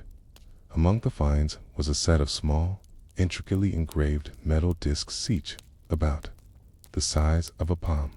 At first thought to be decorative, closer inspection showed they were counterweights, but not just for any scale these matched.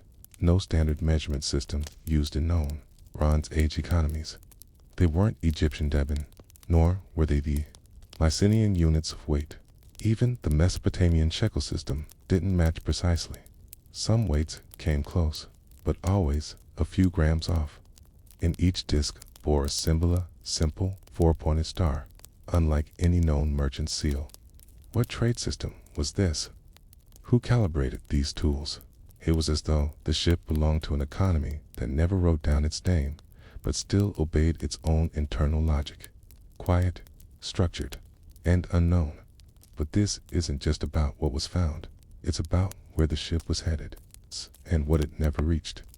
Because, based on the current analysis of prevailing age currents and wind patterns, based on the types of cargo and the assumed direction of sail, this ship was probably bound for northern Canaan, or perhaps the southern coast of Cyprus. Had it reached either, we might have had tablets confirming its arrival. Someone might have mentioned it, but those ports were already in decline. In fact, around the time this ship was likely sailing, the city of Encomia, major Cypriot hub, was mysteriously destroyed. Its temples collapsed, its trade routes dissolved, inscriptions stopped mid-sentence. Could this ship have been caught in a ripple? Could it have been the last emissary of a world already unraveling? Let's shift our attention to another strange detail. The ballast stones recovered from the wreck were not native to the coast near the wreck site. They came from the coast of modern-day Israel, likely the rocky beaches near Mount Carmel. Tells us something important. The ship did not sink shortly after launching. It had already traveled, perhaps from a distant origin point, and it was not a haphazard vessel. Its construction, though alien in style, showed high craftsmanship. Pegs were measured to equal lengths. Planks were smoothed and treated with resin. The hull had been reinforced with double-layered cedar, a rare practice even among the wealthy. This was not a pirate ship, not a fishing boat, not a temporary barge. It was a vessel built to endure, for long journeys, for dangerous routes, for cargo that mattered. So why leave no name? There is one possibility that makes historians uncomfortable, one they rarely say aloud in academic journals, but among underwater archaeologists and Bronze Age specialists, it's whispered sometimes. and late-night conversations after weeks of staring at worn timbers and unreadable glyphs. The theory goes like this. Perhaps this ship was part of a parallel civilization, not an empire with cities and kings, but a network of seafarers, a community that lived entirely on the sea, not the sea. Peoples that, at least not in the way textbooks describe them, but something adjacent. Merchants who never settled. Shipwrights without temples, families who passed knowledge down orally, whose names never reached clay tablets or papyrus scrolls, because they never stayed long enough. There is precedent for this in later centuries. We know of the Makan people of Southeast Asian nomadic sea tribes who built entire lives on boats. We know of Phoenician sailors who established temporary camps but left no permanent record in foreign lands. Even the Veneti of the Adriatic coast had maritime traditions that predated their written histories. So why not in the Bronze Age? Why not a network of sea traders whose knowledge passed not through scribes, but through oars and wind and the stars? It's speculative, yes, but sometimes the absence of evidence is not just silence. Sometimes it is a silhouette of something that wasn't allowed to remain. Perhaps they were competitors to the great empires. Perhaps they were allies who became threats. Or perhaps they were simply forgotten, because no one who remembered them survived the collapse. And here's where things grow even more curious. In 2001, another wreck was discovered, this time off the coast of Crete, and though it was smaller, badly degraded, a few surviving planks showed the same composite with pattern oak, cedar, and elm, and again, no name. And just a few years ago, in 2017, seabed scan near the coast of Egypt revealed an anomaly, yet another buried hole, waiting for excavation, shaped unlike any Egyptian ship on record. There may not have been one ship with no name. There may have been dozens, an entire chapter of human movement lost to water, to rot, and to silence.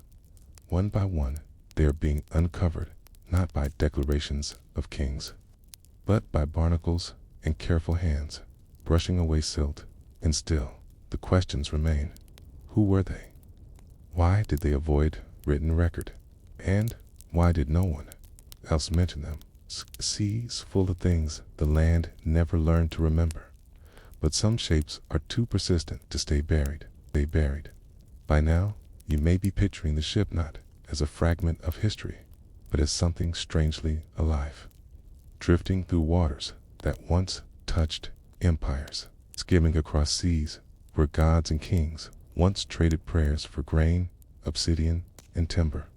You can almost hear the creak of the hull, the slow clatter of amphory shifting in the hold, the low wind against the square sail, and the silence on deck where no flag flew and no name was ever carved. It is that silence that brings us here too, the end of its journey. Not just the sinking, but the world it sank from. A world that, within a single generation, would come undone. The date range estimated for the shipwreck falls between 1200 and 1180 BCE.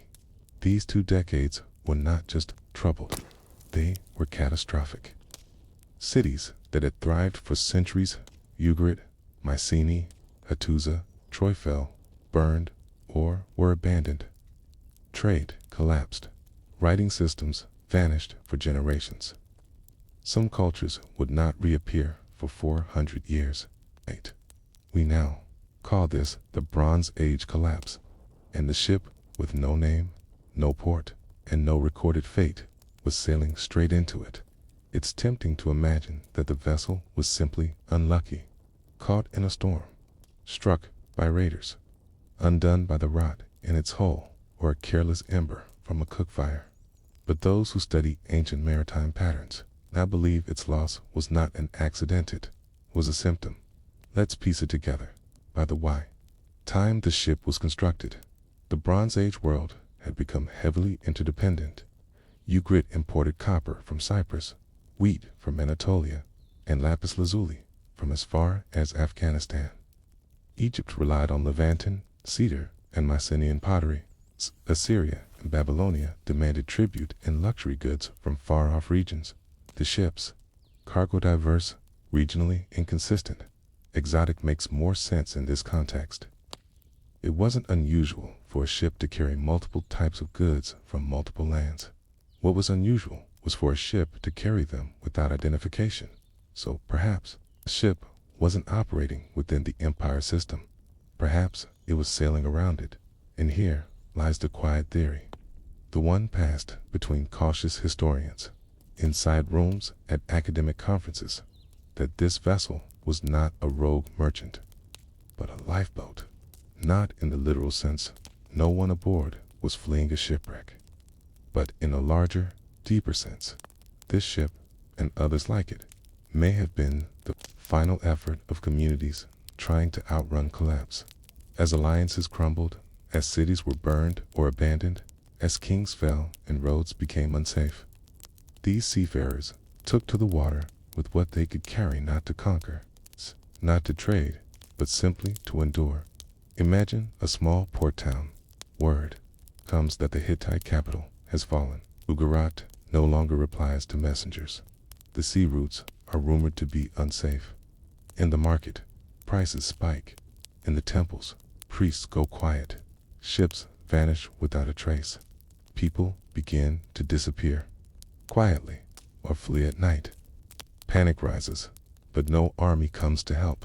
The world's great cities are falling apart, and there is no one to send grain, no one to read the omens. In such a place, a family with knowledge of shipbuilding might begin to plan a quiet escape, not to find a new home, necessarily, but to keep moving, to stay away from the fire, to sail until the world calms down. And when the world never does, they simply sail longer.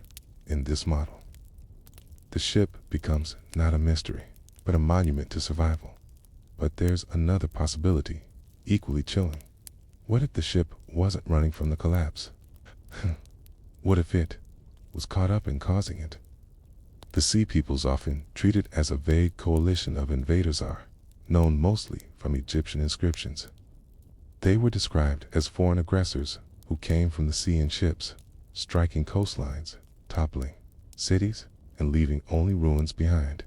No clear homeland was ever given.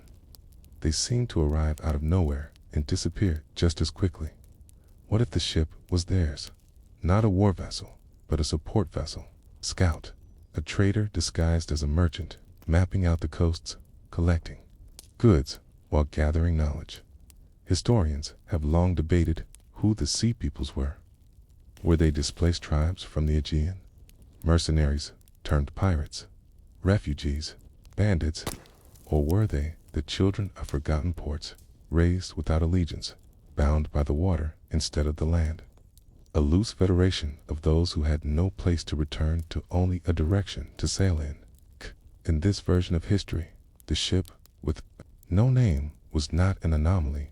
It was the first ripple in the tide, a vessel that slipped through the cracks of empire, unnoticed and unrecorded, until the cracks widened, and the empires fell into them. Either way, whether as survivor or spark its role in the collapse, may be part of why no one claimed it. It did not belong to the world it sailed through. And when that world ended, too did the memory of its purpose. This brings us to the final, quiet chapter. Today, the remains of the ship sit in a temperature-controlled room. The hull is reassembled in part. Its wood is preserved with careful treatments. The cargo sits in glass cases, beads, pottery, ingots. Labels list them as Eastern Mediterranean or Late Bronze Age. Visitors walk past them quickly, unaware they are looking at the puzzle piece no one has placed. Scholars still visit. New hypotheses arise. Some argue that we must reimagine the Bronze Age entirely, not as a collection of separate empires, but as a far more complex web of seafaring cultures, only some of whom left written records.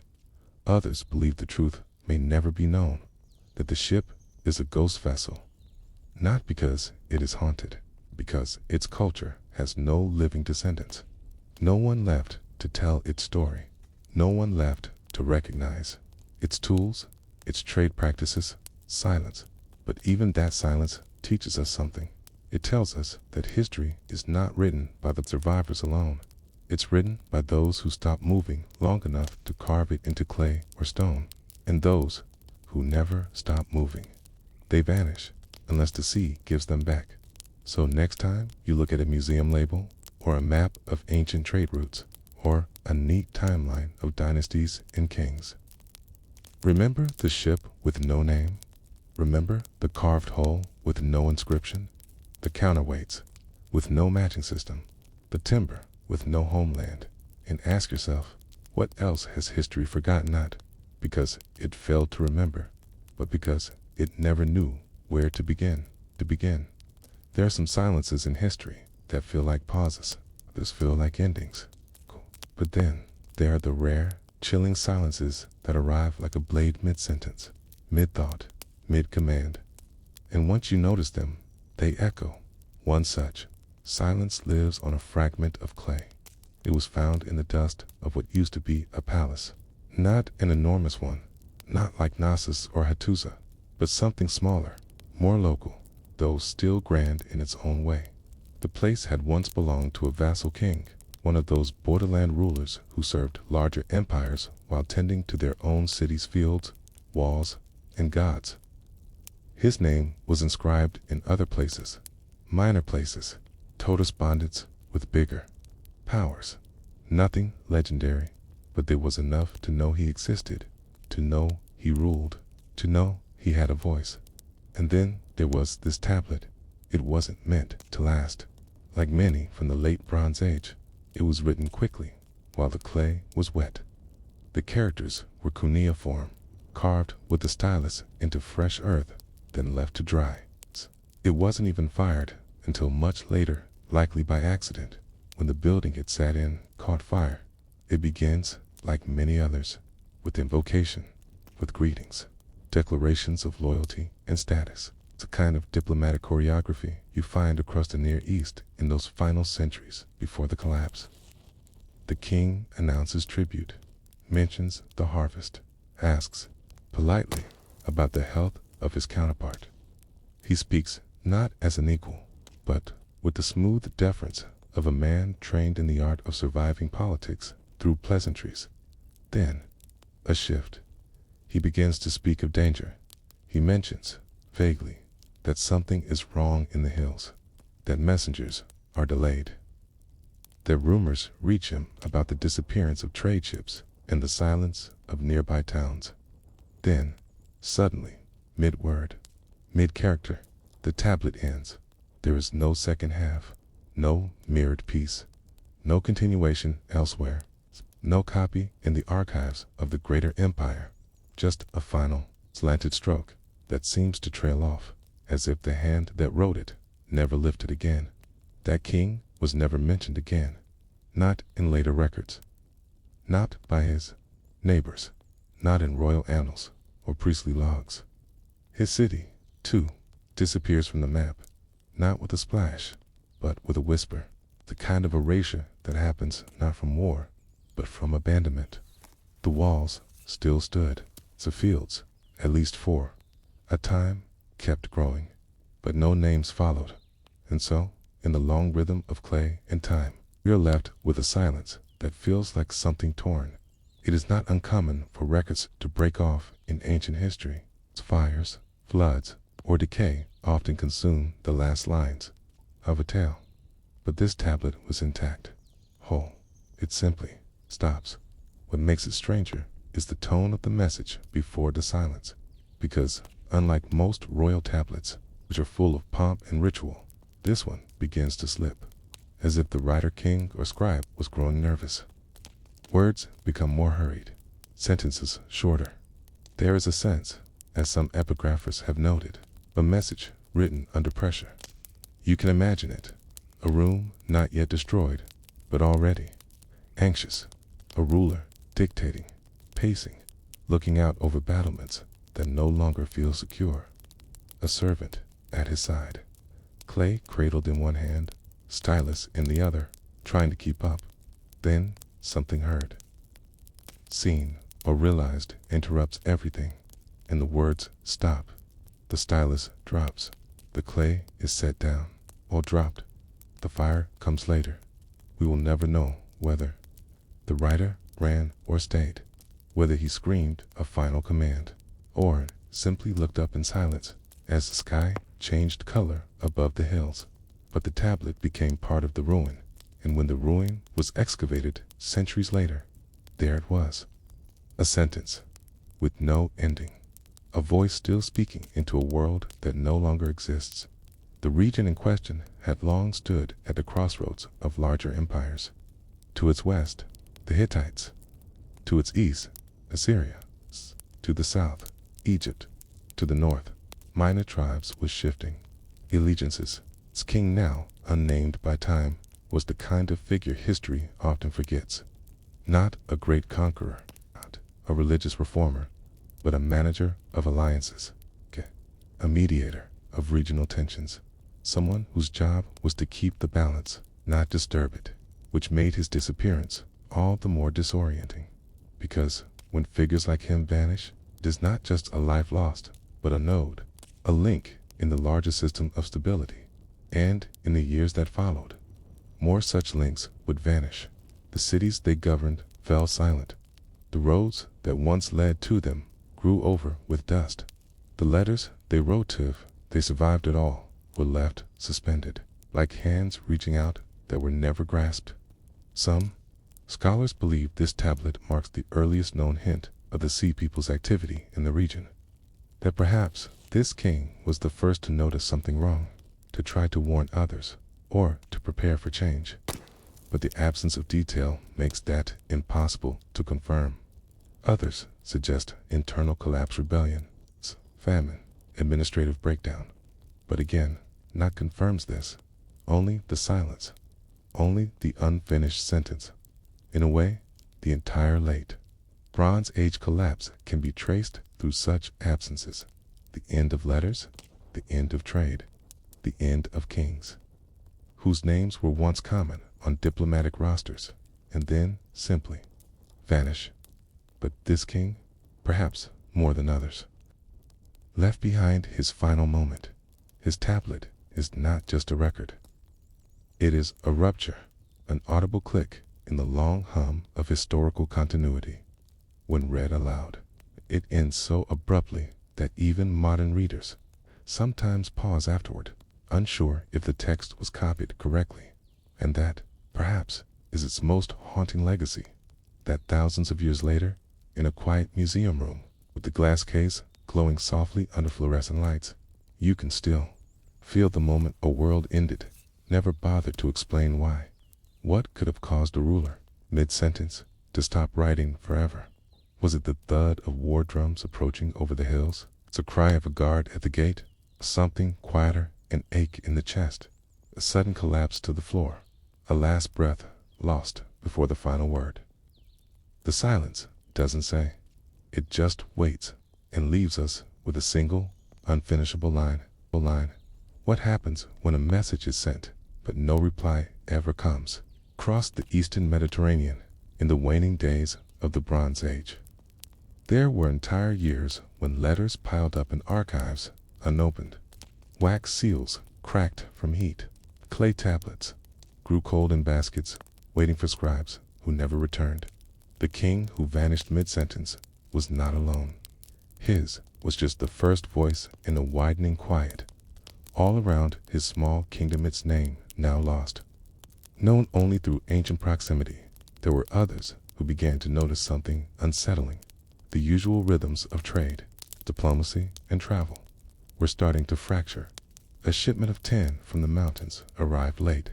A caravan of donkeys carrying woven linen never returned.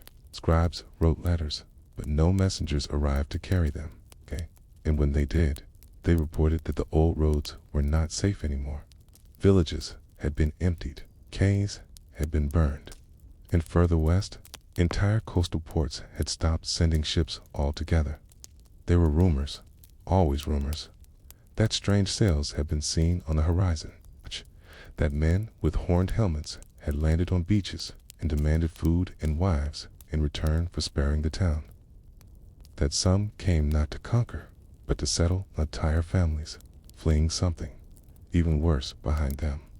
But for most of these smaller kings, true terror wasn't invasion, it was abandonment, because their survival didn't rely on armies that relied on alliances, on the thin but dependable strands of letters, rituals, and tribute that connected them to larger powers. When the great palaces of the Hittites stopped responding, when the Egyptians no longer sent gold or gifts, when Assyria turned inward to protect its borders, the smaller vassal kings were left exposed, like birds on a branch that has been cut from the tree. And they knew it. We can see it in their correspondence, where it still survives. The language becomes more pleading, the metaphors more desperate. A ruler in Ugarit writes to the king of Cyprus, "My ships are gone, my harbors burn. Do not ignore me." Another in Ulalak sends 3 letters to Hattusich, more urgent than the last, begging for supplies, grain, horses, military aid.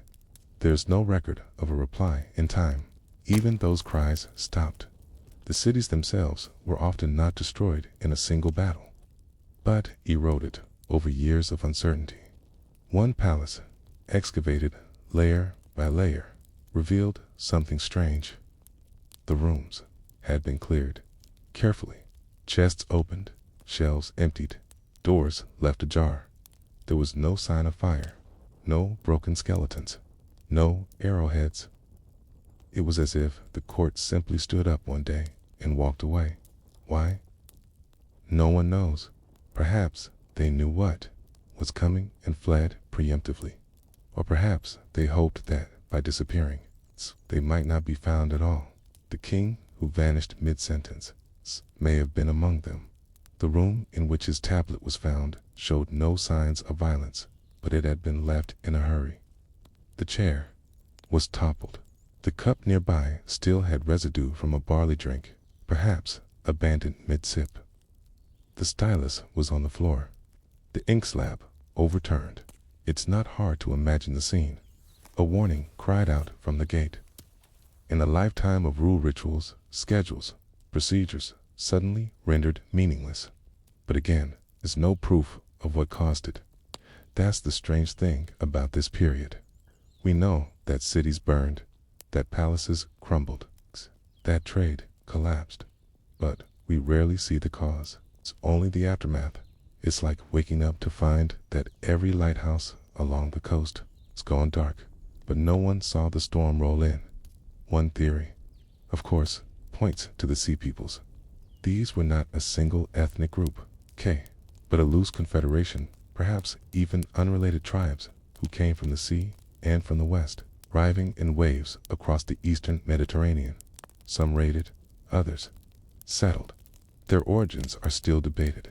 Sicily, Sardinia, the Aegean, or even the Western Balkans.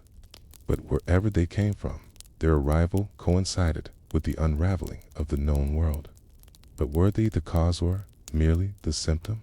That's where the mystery deepens, because even without invaders, the systems of the late Bronze Age were fragile, dependent on long-distance trade, central bureaucracies, and seasonal patterns that once disrupted could take down an entire region, bad harvest, a collapsed dam, a regional drought, a labor shortage, or a domino effect. One city falls, another loses access to tin or horses or wine, and suddenly the entire diplomatic chain breaks. The king who vanished mid-sentence may have simply been caught in one such chain reaction, cut off from supply, unable to send tribute, his messengers ignored by larger powers who were already overwhelmed with their own crises. And perhaps when he began to write his final message, it was less a plea for aid and more a final acknowledgement of isolation. We will never know for sure, because even as his message ends, the world it came from ends too. Across the Levant, Temples stopped recording prayers, tax records dried up, languages vanished, not gradually, but with eerie speed. Entire scripts, like linear B and Ugaritic cuneiform, stopped being used, as if the people who wrote them either died, fled, or simply stopped having a reason to write. The silence spread, and centuries later, when archaeologists dug into these ruins, what they found was not just destruction, but abandonment, silence, forgotten names, rooms sealed with dust, tablets unread for 3,000 years. The king who vanished mid-sentence was one of hundreds, but because his final words were caught mid-stroke, mid-thought, we remember him differently, not as a myth, not as a conqueror, but as a voice, cut short, a breath interrupted, a man who, in trying to communicate, left behind the deepest silence of all. And here's what haunts us. That tablet was never meant to be permanent. It should have been read, answered, archived, perhaps even destroyed in time. Instead, it was baked in fire, accidentally preserved. And now, it is all that remains of him. Not his face, not his city, not his kingdom, just a final line that no one was able to finish. Why do we remember unfinished stories more than complete ones? Is it because they invite us to imagine what might have come next? Or is it because they mirror our own world more truthfully, a place where so many questions remain unanswered and so many lives are lived without resolution? Some stories are forgotten, others are erased, and then there are those that never had a chance to finish. This final section returns to the land that once echoed with bronze tools and soft reeds brushing over wet clay, where the king's message stopped midline. The ruins now sleep beneath olive trees and dry winds. But to understand why that tablet remained so unsettling, you must go backward and outward beyond one king's fate to look at the pattern that surrounded his silence. By 1150 BCE, across the eastern Mediterranean, something was vanishing, not only palaces and cities, but entire ways of life. The highly organized world of the late Bronze Age was not merely a patchwork of kingdoms, okay? It was a living system built on fragile trust, steady rhythms of tribute, and constant communication. From Egypt to Mycenae, from Ugarit to Cyprus, states depended on their letters arriving. A missed delivery was not an inconvenience, it was a danger. A late shipment of grain might trigger a revolt. A forgotten treaty could lead to war. Every scroll, every sealed message, every carved signet ring was a thread in the fabric that held the ancient world together. The king who vanished mid-sentence was trying to pull at that thread one last time, but it was already unraveling. Excavations in the region where his tablet was found revealed something unexpected. Not just ash or destruction layers, but an eerie stillness. The floors were swept, the shelves were empty. The archive had not been burned, it had been cleared. Carefully, deliberately. Some rooms were even locked from the inside. That kind of disappearance speaks not of chaos, but of fear. Perhaps even of resignation. And in palace after palace, across what we now call the Levant, archaeologists have uncovered similar patterns. Not signs of war, but signs of flight. Pantries emptied, storage jars gone, writing tools missing. Sometimes whole libraries have been taken, packed up, carried away into the hills, perhaps buried, perhaps lost forever. Why would people take clay tablets with them? Because in that world, those records were not just history. They were survival, proof of land ownership, lineage, ritual, taxation, promises made, and debts owed. In a world where rulers were connected by marriage and treaties, the ability to prove your past meant the difference between being honored or enslaved. The king's final tablet, half finished and abandons, suggests he didn't have time to take it, or perhaps he didn't see the point. There are two great theories that try to explain what broke the Bronze Age system. The first is invasion, the sea peoples, whose migrations or raids struck fear into coastal towns and spread panic inland. The second is systemic collapse, web of interdependent cities, so tightly woven that one failure pulled the rest down with it. But there is a third idea, less often spoken of, that the world simply grew too complex to sustain itself. Consider this: by 1200 BCE, a single object, a bronze sword, might involve tin from the mountains of Anatolia, copper from Cyprus, charcoal from inland forest, cane, and skilled artisans trained under temple protection. That sword would be traded using silver stored in palace treasuries, recorded by scribes, protected by treaties, shipped on routes that depended on seasonal winds and royal guarantees. What happens when just one part of that chain breaks? What happens when to break? The collapse wasn't dramatic. It was slow, lingering, like a fever that would not leave. And in that fevered silence, even kings could vanish mid-sentence, mid-thought, mid-century. The fate of the unnamed king's kingdom is unknown. No definitive name survives. Some scholars believe it may have been a coastal city near modern-day Syria or Lebanon. Others suggest it was a lesser vassal of the Hittites, caught between rival empires.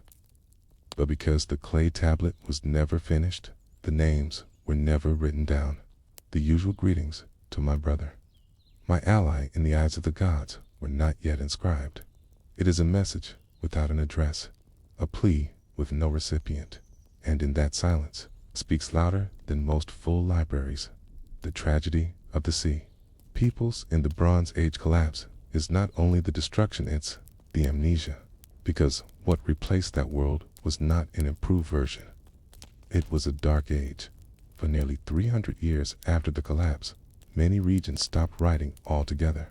Scripts were lost, literacy declined, large-scale architecture disappeared. People lived in smaller groups, less connected, more afraid. Even Egypt, the great survivor, withdrew within its borders and never regained its imperial glory. But what of the people who fled?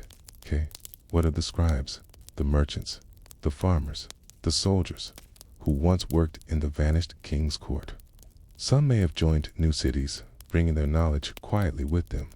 Some may have hidden in mountains, continuing old rituals in secret. Some may have become sea peoples themselves, displaced, desperate, transformed by exile into raiders. There's a theory that many of the sea peoples were not invaders at all, but refugees. Imagine that, a family escaping a fallen city, sailing to a foreign coast, only to be met with suspicion and swords. Over time, desperation becomes aggression, hunger becomes war, and the story of a collapse becomes the myth of a barbarian horde. The line between victim and villain was thin then, as it often is now. In the final analysis, the king who vanished mid-sentence leaves us not with answers, but with a shape of something. Lost, a world where every city had a god, every priest a tablet, every trader a known route, where letters mattered, and being forgotten was a fate worse than defeat. Today, we read his unfinished tablet in museums, behind glass. Scholars have translated its few words, debated its tone, speculated on what the next line might have said. But none of that truly restores him. His name is still gone. His city is still gone. His kingdom still sleeps beneath fields and stones. Only the line survives, the sentence that trails off. The impression of a stylus hesitating over clay. And maybe that's enough. Maybe the deepest truths of history are not in the kings who conquered, but the ones who failed to finish their thoughts. Maybe the real record of our past lies not in what we remember, but in what we never got to hear. And so we return once more to silence. To the hush after the last word, to the question no longer asked, to the king in a room of stone and shadows, leaning over a tablet that would never be sent. What was he about to say? What truth was on his lips? And how many others, across time, were also cut off mid-sentence by fate, by history, by the quiet turning of the world? Sleep now, with that question still open. It may never be answered, but some questions do not need answers, only silence, only listening, only the steady drift of time.